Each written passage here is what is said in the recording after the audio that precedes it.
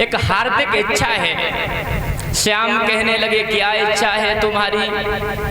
जवाब दिया है मैंने ये सुना है कि तुम महाराज की लीला बहुत सुंदर दिखाते हो, महाराज बहुत अच्छा करते हो तुम, हो सके तो तुम महाराज की लीला हमें दिखाओ।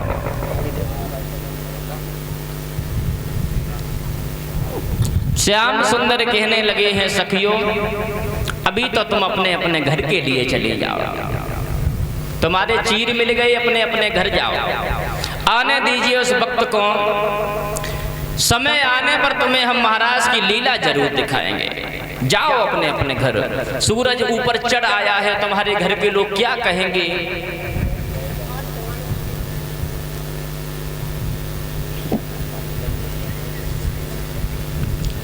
हुआ ऐसा, श्याम सुंदर ने समझाया है सखियों के बोले कृष्ण चंद्र तुम धीरज धरो, के बोले कृष्ण चंद्र तुम धीरज धरो, और श्याम सुंदर निकल के न जा पाएगा।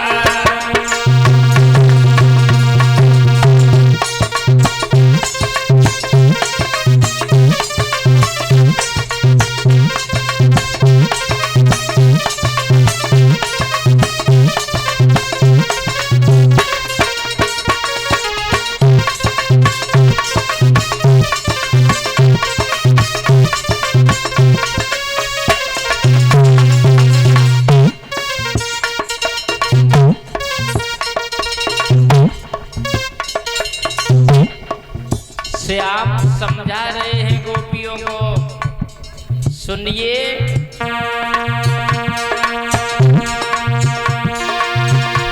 बोले कृष्ण चंद्र तुम धीरज धरो, श्याम सुंदर निकल के न जा पाएगा। आस पूरी तुम्हारी सदा ही आस पूरी तुम्हारी सदा ही करे, जो कहोगी वही श्याम आएगा।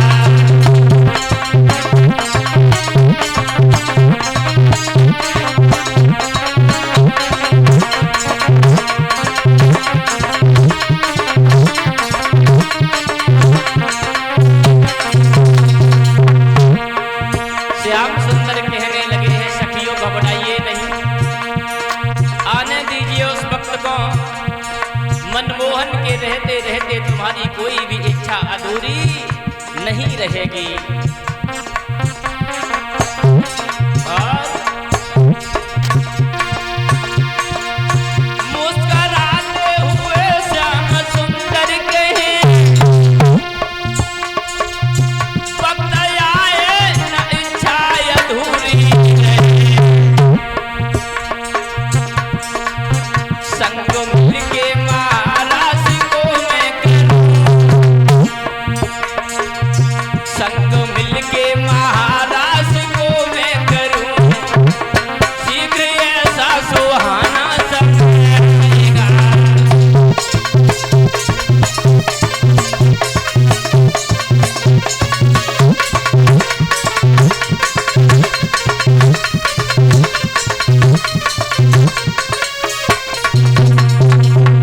हुआ ऐसा, कर जोर के सखियां कहे श्याम तुम पास हमेशा हमारे श्याम, एक पल भी हुए श्याम हमसे जुदा, एक पल भी हुए श्याम हमसे जुदा, इसी गम में मेरा दम निकल जाएगा।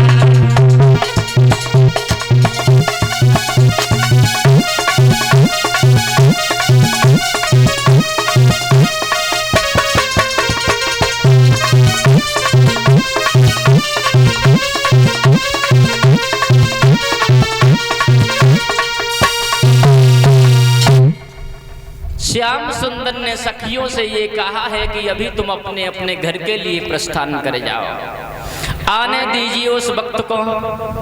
मनमोहन के रहते रहते तुम्हारी कोई इच्छा अधूरी नहीं रहेगी। समय आने पर तुम्हें हम महाराज की लीला जरूर दिखाएंगे, अभी अपने अपने घर के लिए प्रस्थान कर जाओ। तो श्याम सुंदर के कहने के आधार पर सखियां अपने अपने घर के लिए चली गई।